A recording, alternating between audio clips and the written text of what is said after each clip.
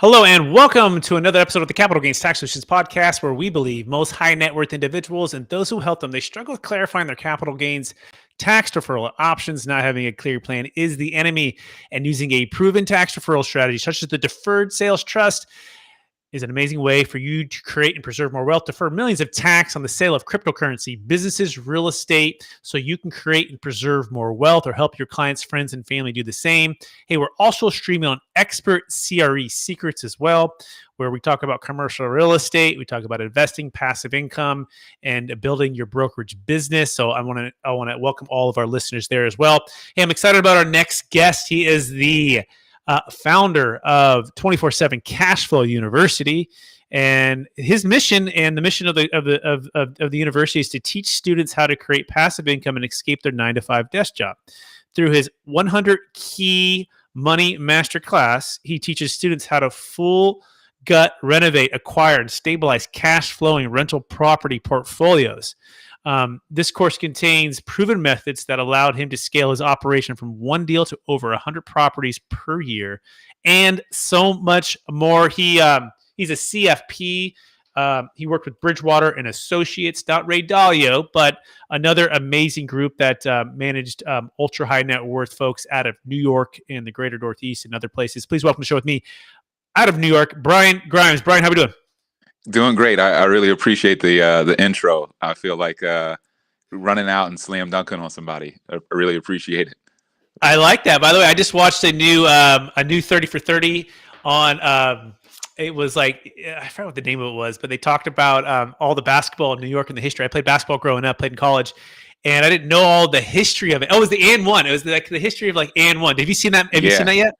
I haven't seen it, but there's definitely a lot of like street ball history between Philly and New York, for sure.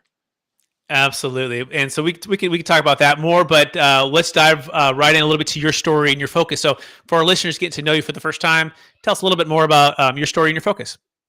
Yeah, my story is, I'm also a Philly basketball guy. Grew up under that Allen Iverson era, way back when. Grew to be about 6'5" by the age of 13, 14. Was nationally recruited. My first high school game, they flew us out to Akron, Ohio, to play a guy named LeBron James at University of Akron. Sold out crowd. So basketball kind of took me around the world, took me around the country, and landed me ultimately at Columbia University, where I got exposed to some really incredible mentors, some former athletes that were doing things like trading options at the New York Mercantile Exchange, managing money for millionaires, doing commercial real estate deals with the likes of Jay-Z, Alicia Keys, Magic Johnson, and these people just transformed the way that I think and that I thought about sports, life, making money, and they kind of shaped my thinking to the point where I realized, you can make more money with your mind than you ever could with your body. So I took a lot of those principles. As soon as I got out of college, I went into financial planning, managing money for people, learning as much as I could about wealth. And every dime I made, every dollar I made, I put it into real estate. Amazing. Absolutely love it. Oh my gosh. So I'm a huge LeBron James fan. In fact, I have a bunch of family from Akron. It's just funny. I got like 500 relatives that I've never met. Wow. I've never been to Ohio, but apparently there's like 500 Swarts out there. SWRTZ. It's my mom's maiden name, and they're in Akron. And my great grandfather ran a Goodyear tires. He was a store or manager, had a franchise there. Anyway, so that is so amazing. Wow. Awesome, and then your love for finance and numbers, and then diving into real estate. That's very cool. Before we dive into, by the way, what we're talking about today is revitalizing Class C neighborhoods, and you can find more about Brian Grimes, CFP, by going to 247cashflowuniversity.com, 247cashflowuniversity.com. He also got a cool YouTube channel. You can find it, Brian Loves Cashflow. That's YouTube, Brian Loves Cashflow. But before we dive into that, Brian, I believe you've all been given certain gifts in this life. I don't want you to go back to your high school days and, you're playing the sports, but maybe there was a teacher, maybe there's a coach, and it was a parent, right, who spoke some life into you and said, hey, Brian, I think you really, you have this strength, you have this gift, So what would you say, is that one gift or strength that you believe you've been given, and how does that help how you help and bless people today? I think it's two strengths for some, and I find all these things like odd, right? Those people that reach out and kind of touch you at different points in your life. When I was a sophomore, I mean, coming into high school, I got recruited to like a top prep school. So I'm coming out of like, you know, the C-class neighborhood in Philly where I grew up, all black Catholic school, where the education level, it's good, it's better than public school, but it's not at this level of like the elite private school. So I get pulled in and I'm struggling the first year. I get the hang of it the second year, and I'm kind of rocking and rolling my sophomore year. And I'm a basketball, player by nature. This is what I do. This is what I love. And a teacher kind of taps me and says, "Listen, I think you should run for class officer." And I'm just thinking, what? Why me? And he's like, "Well, I see you at the free throw line, and you're pretty confident out there. I hear you speak in class, and I think you'd be a good speaker." So he kind of tapped me to do that, and I ran with it. I was class officer junior and senior year, and a lot of the skills that I developed there, just speaking, being comfortable speaking in front of people, to people, it was a big part of me becoming a financial planner and having that confidence to break down complex messages and deliver it to other people, whether they be moms and pops or multimillionaires. So that's definitely a skill set that I picked up there. And then just working, I'm pretty multifaceted. I took my sports attitude and applied it to finance, which is kind of a fearlessness. Coming out of college, you become a financial planner. It's not all rosy, right? You're 100% commission. You're cold calling attorneys. You're getting cursed out on the phone. And at some point, you're going to fail, which there's like a 90% failure rate in that industry, or you're going to succeed. I was one of the 10%. And when you survive that, you get what we call like rhino skin. Like your skin just becomes 12 inches thick. A bullet couldn't penetrate it. And you get a general fearlessness from going through that type of experience. So having that, working at the high net worth firm, I've worked at startups before. Everywhere that I would work, I would keep this fearlessness with me. And I would only go there to work somewhere if I could learn from the people. So when I worked at the high net worth firm, I was learning about the founders of that firm and how they put it together, how they created it, how they built their business, which was extremely organic, and they had a partnership. Then when I worked at a startup, Policy Genius, I was employee number 23. I think they're up to maybe 600 or 700 now. They're an insurance startup. They sell insurance all across the country, direct to consumer, all over the internet. When I was there, I started to learn what's underneath the hood of a company. What is the engineer team doing? What is the marketing team doing? I was working and kind of running the call center, the agents, and just pounding the phones and training people and doing all of that stuff, but also learning and networking with the other people and really figuring out, what goes on behind a business. And I was taking all of those things and applying it to real estate constantly. So I'm a person that no matter what I'm doing, I would call myself like a serial entrepreneur and fiercely independent, which is why I created this 24/7 Cash Flow University for people who are also looking for that. They're looking to break away. They're looking to be their own boss and have that independence and control over their life and their income. Amazing, Brian. I love all of it. I'm inspired and I'm pumped up too. Now I'm ready to go dunk a basketball. By the way, in my day, just so you guys know, I could dunk a basketball. Now I had to be warmed up. Okay. I'm a 6-foot white guy, had to be warmed up. I had to be like, in the flow. And then I blew my ACL out. And this is sophomore year of college. And then I knew I was back when I could dunk again. It took me into a medical red shirt and then I could dunk again. Anyways, I don't know about that. Brian, oh my gosh, so much there. So communication and the fearlessness. I love the 100% commission, sink or swim, Yeah. and developing that rhino skin, and then taking what's complex and trying making it simple and helping people create and preserve more wealth. All of that is amazing. So now let's apply that to our topic at hand, which is revitalizing Class C neighborhoods. So Brian, what's the number one secret to revitalizing Class C neighborhoods?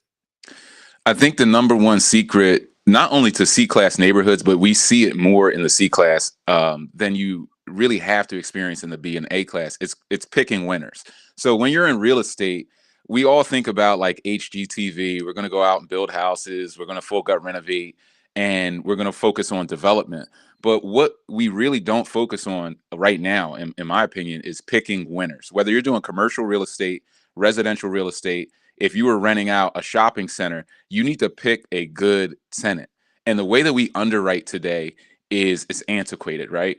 We're still just assuming that people are their credit score. And that's about as far as it goes. But people are more than their credit score. And when you get into the C-class neighborhoods and almost everyone has bad credit, now you have to get a bit craftier. You have to get into personality testing. You have to get into durability, and is their job recession proof? You have to get into different levels of underwriting. Like I recently had a tenant in a C-class neighborhood of Baltimore who moved in. They paid the first month, last month security. They might have had like a 550 credit score.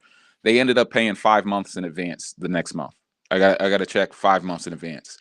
There are people in A-class, rental property game that don't get that. They don't have that happen like ever. So the question becomes, well, how do I pick people like that? So I focus a lot of my attention on that long-term monetization, mostly now because, I've done over 300 full gut renovations. So some of that becomes easier and more like riding a bike. But the ability to pick winners is so important when you're in the C-class neighborhood. You have to learn how to underwrite. You have to learn how to pick good people who will pay on time and over the duration of recessions and the different things that our country faces. Perfect. So picking winners, making sure that, and the winners being the tenants, right? And making sure you're understanding Definitely. the full story, right? And beyond just the credit score, the job durability, your personality test, get even more detailed and more intimate with your tenants. Is that a fair summary? Yeah, that's a fair summary, and I think that's the most important. Outside of that, I mean, I having grown up in the C class, I have a bit of an advantage, right? So one of my mentors, who was on the commercial real estate side of things, he gave me a principle when I was just getting started. He said, "Look, you want to get into real estate? I see you're kind of just bent on it. Like you're not gonna, no matter what we say, you're just gonna go head first into this thing. So here's the principle I want you to have: buy where you know, rent to who you know, and you'll always be successful." And what I took that to mean was buy in neighborhoods that are familiar to you. They could either be the exact one, like your backyard where you grew up, or a neighborhood that's similar to that, that has characteristics of that. Rent to people who are from a walk of life that you're at now or that you came from, because you're going to be able to understand them, what makes them tick, what problems they face, what they're going through. You're going to be able to work with them better. And if you do those two things, you'll always be successful. And I found that to be the best principle in real estate. So if you grew up in, the suburbs, you might have a lot of success there. There are some people also who look and they say, "Brian, should I invest in like mobile homes?" And I say, "Well, what do you know about mobile homes or the people, the clientele of mobile homes? Do you know anything about that walk of life?" And if you don't, you're going to have a very tough time managing that asset unless you get the proper mentorship from somebody who is familiar and who has walked that path and can understand what makes those types of tenants tick. So it's really just finding your pocket and then going to it. And when it comes to C class, I'm somebody who's going to Columbia University, who's managed money for millionaires, and who has that acumen to deal, with the lenders and get on the phone and negotiate different contracts and do all of those things. But also I can get, down into these neighborhoods and really turn them around as well. Amazing. I love the way you put that. Uh, Buy where you know, rent to people and or have been in your shoes, or you've been in their shoes, and it makes sense. There's a saying that goes, "Don't be the how, hire the who," right? And it's almost like don't It's almost like don't buy real estate and try to figure out how to do that, or how to be a mobile home park investor, or how to do that per se. Now, you get a partner with you, right? And you take on the financial side of things and the strategies things and the broker relationships and the raising the capital side and negotiate with lenders and all that. And then they're the operations on the ground because they can manage that. So I don't think Brian's not saying that, but what he's saying is, hey, if you're going to start with where you've been or location you already know, and then start with the people that you know and serve. Is that a fair summary?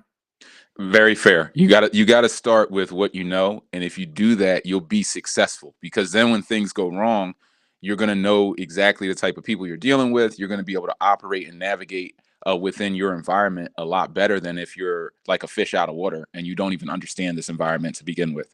That's going to be a recipe for disaster for most people. Fantastic. By the way, you can learn more about and find Brian Grimes on YouTube by going to Brian loves cash flow. Brian loves cash flow. Very cool, Brian. So those are the first two secrets. Any other secrets that you want to add to the secret to revitalizing Class C neighborhoods?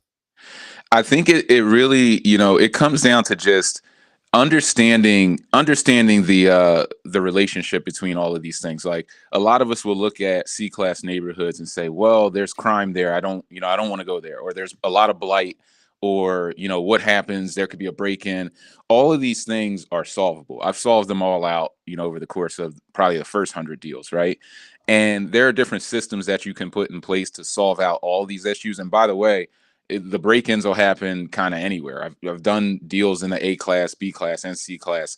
The same issues will kind of apply. What you'll find in the C class is that the profits, if once you learn how to navigate it, the profits are just through the roof. Like, from a cap rate standpoint, you're talking like 11% return, 12% return, 12 caps, 11 caps all day in a lot of these neighborhoods, where you're not going to see that in the A class. Maybe you're like a 4, 5 cap. So your profitability can go through the roof. You're also able to buy these properties at a value that is below the inherent value of the structure, right? So what do I mean by that? If I can go into a city like Philly, the 6th largest city in America, and I can buy a shell for $30K, what's the actual cost to build a shell, to build those bricks, to tap into the utility lines, to just have the shell? Even if I gut out the full interior, it's almost 90 to 100K. If you wanted to buy a land lot and try to just rebuild the shell, it might even be more than 100K right now with the way materials and labor have been going. So when you're doing that type of a heavy burr strategy, where you're going and buying the blight and turning the community around, restoring community pride, hiring local contractors, putting money back into the community, and that money starts bouncing in the community, which, if you know about money bouncing and circulating, the power of that, I mean, these are things that really transform neighborhoods, especially when you can go in and do 100 deals in a year within a pocket, within a couple of zip codes. So when you're doing that heavy burst strategy, buying low, building at a developer spread. So what that means is, I can buy it for 30 to 50,000. It's worth 250,000 of an after repair value when I'm done with it. So I have like a $200,000 developer spread, and I can build those properties for like 100K. So I buy it for 30, put 100K in, it's worth 250. I do a cash out refi, put 30, $40,000 in my pocket, recycle that capital, do it again, and collect cash flow and get big bonus depreciation and big tax write-offs. That's just a recipe for you making a lot of money, you moving people back into the neighborhoods, getting rid of blight, putting bodies back in, putting people and families back into the neighborhood. It just transforms things. I've seen. So it's been a labor of love. I could go and flip properties in the A class neighborhood. I got access to over 150 contractors, some of the best contractors in most of these cities. I can go in the A class and flip and do all that stuff, right? But it has to mesh for me with what I love and who I love to help, and my ultimate mission, which is to not only revitalize these neighborhoods, but to build other people into me. Because even, with what I've been able to do over the course of the last 5 years to maybe a decade, I could only do 300 properties in that time, right? I need other people out there who can do this, because these neighborhoods were built in 1910, 1915. Almost all of the properties are over 100 years old. They're falling apart. We need more developers, more people to get in on this action, so we can keep turning these neighborhoods around and make the C class into the B and A class. Be a part of that transformation. Amazing. I love the mission behind it. I love the values. I love the heart you have behind it. And by the way, you can find more about Brian by going on YouTube. Brian loves cash flow. Brian loves cash flow. Subscribe, give him some support. Check it out. And maybe join his 24/7 Cash Flow University by going to 247cashflowuniversity.com to get educated, so that you can start helping more people revitalize communities, buy.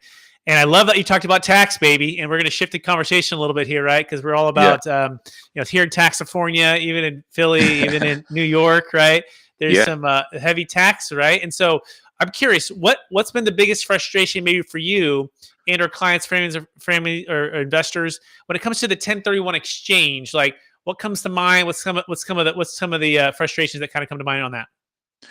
I mean, I haven't had with the BRRRR strategy. I haven't had too much trouble because of the bonus depreciation rules that are out there. So with the heavy BRRRR strategy deals, I've actually been able to take advantage of this bonus depreciation and get massive write-offs with this strategy. So um, once you do your cost segregation analysis and you start breaking down this property between 30 year or well 27 and a half year, 15 year, 10 year, and some 5 year itemization, you can get a lot of those deductions accelerated into year one or years 1 through 5. And when you're doing that and going out and doing, let's call it even 10 to 20 deals a year, you're probably going to generate enough tax losses that you could write off your spouses. If your spouse is like a W-2, you could write off like 100% of that,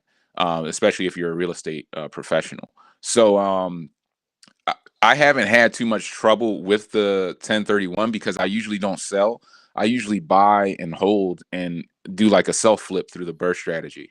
So I haven't experienced a ton of frustration there, but I've been pleasantly surprised by the real bang for your buck on bonus depreciation and the BRRRR strategy and just buying and holding. And I feel like people don't talk about that enough. There are a lot of people out there that talk about like subject to and some of these different investment strategies. I mean, everybody has a strategy these days, and I am pretty strategy agnostic in that sense. I teach all these strategies, even subject to lease purchase options, land contracts, all of it. But the BRRRR strategy, when it comes to taxes, is one of the most efficient ways to invest, and just keep cash flow coming in, keep your ghost depreciation, your 27 and a half year straight line stuff as well. So it's just been phenomenal from a tax standpoint. Absolutely love it. Yeah, cost seg, and if you never sell, right? Guess what? The capital gains tax doesn't come due, and so you can get bonus depreciation. By the way, 2022 to last year for 100%. Next year it goes down to 80%. And it starts to kind of phase out over the years, but hopefully they renew some of that and get it going. And real estate professional, for those that are wondering, basically you're spending over 750 hours basically managing or operating or like active in your own personal real estate deals. That's how you can you can qualify. Talk to your CPA, make sure on that. It doesn't mean you have to get like a real estate license for those that are wondering. It just means that you're seen as per the IRS's rules on that. So look that up as far as a real estate professional. And then, and then again, cost seg.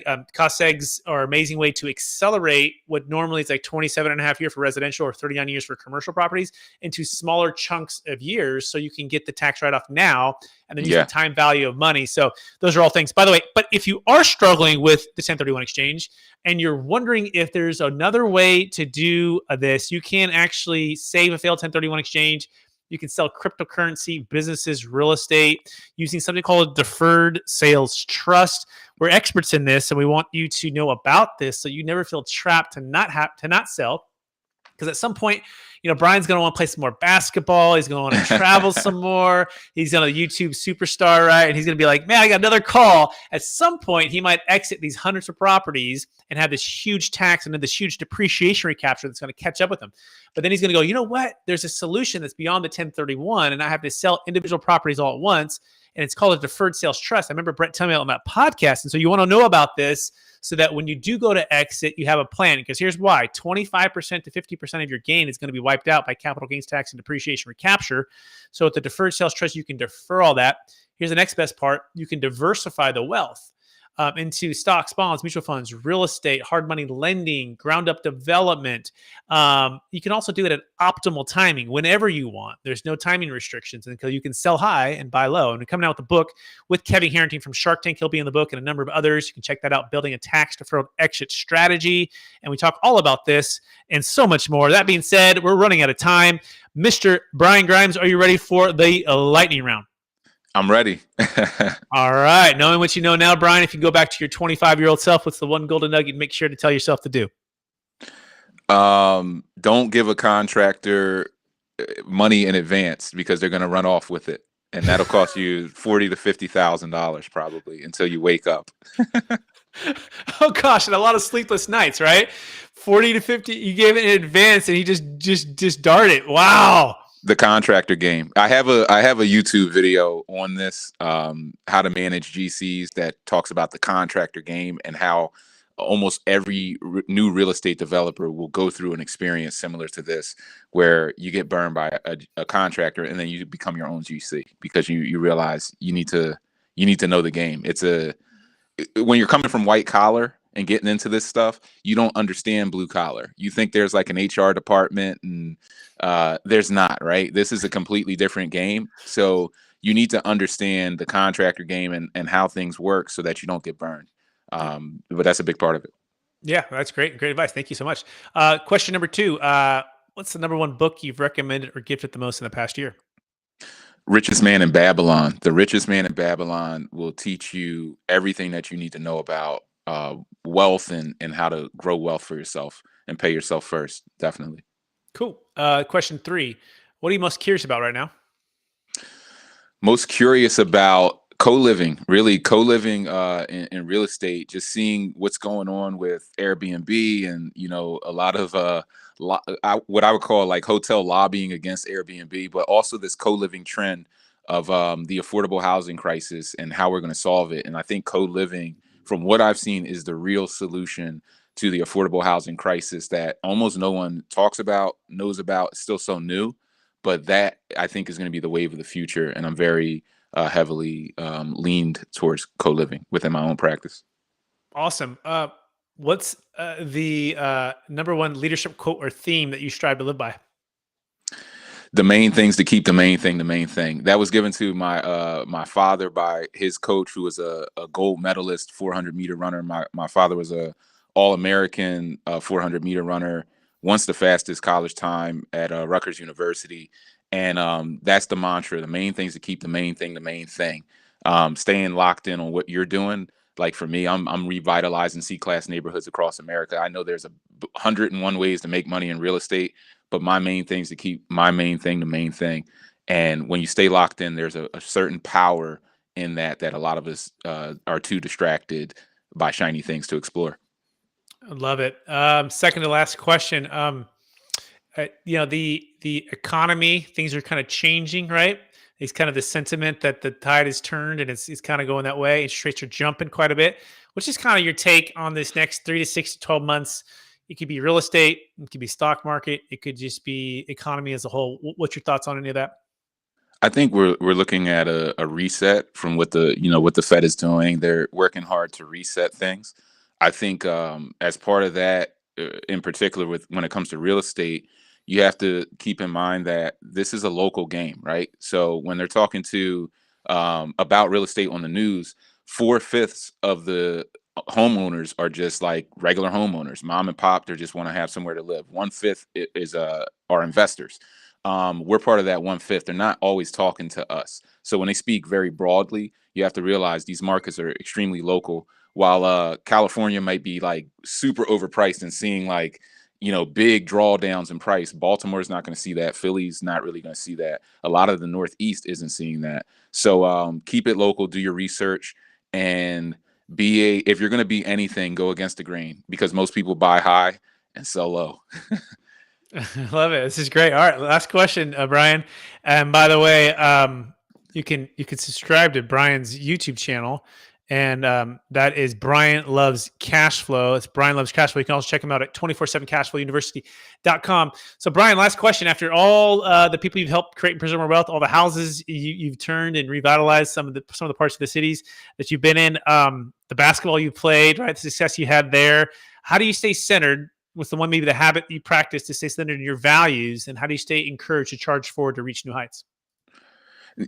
Daily meditation. Daily meditation is probably the first thing I do every day. Is just kind of zero out, balance out, and then just working out. How you do anything is how you do everything, right? I learned that very early on in life through sports. If you're slacking in the classroom, you're going to slack on the court. How you do anything is how you do everything. So I always meditate to balance myself out, morning, noon, and night. And I try to work out. I do calisthenics as much as possible. I try to push myself physically, because when you push yourself physically, it becomes easier to push yourself in business and to stay locked in. So it's just part of me staying locked in, no distractions, no days off. I don't do a lot of vacations. I love what I do. So, for me, every day I get to wake up and have financial freedom from the 9 to 5. This is this is the ultimate vacation. I retired from the 9 to 5 at age 30. So, every day is just staying locked in on the mission. There's more people to help. There's more blighted neighborhoods to rebuild. And, I'm locked in because it's my main thing and I'm keeping it the main thing. Brian Grimes, it's been more than a pleasure. I'm inspired. It's an honor to have you on the show. I know our audience is better for being able to have listened to your mission, your values, and what you're doing, which honestly might be the number one crisis in America, right? I mean, these to housing, and on top of that, places that really need to be revitalized. And so you're on the front lines and you're doing it in a way that enables you to get some financial freedom and help other people in the same time, which is amazing. I want to encourage you to keep using your gifts that you've been given, which are communication and a fearlessness, right? To go out and keep your rhino skin intact and keep charging forward to reach new heights for people and for your family. And so that being said, everyone, you can find Brian at 247cashflowuniversity.com. You can check out his YouTube channel. And I also want to thank everybody who's listening right now to the Capital Gains Tax Solutions podcast. We're also streaming on Expert CRE Secrets. And we want to encourage you to create a plan and know that if you're going to sell something that's highly appreciated, it's going to be a capital gains tax. You want to have a plan for that. And the Deferred Sales Trust is an amazing solution for that. And you can check us out by going to capitalgainstaxsolutions.com. Check out the new book that's dropping here soon with Kevin Harrington from Shark Tank. He'll be in the book. And if we can help you in any way, we would love to help you out. And that being said, have a great rest of your day. Please rate, review, subscribe. Please share this with someone who can inspire today. And we will talk to you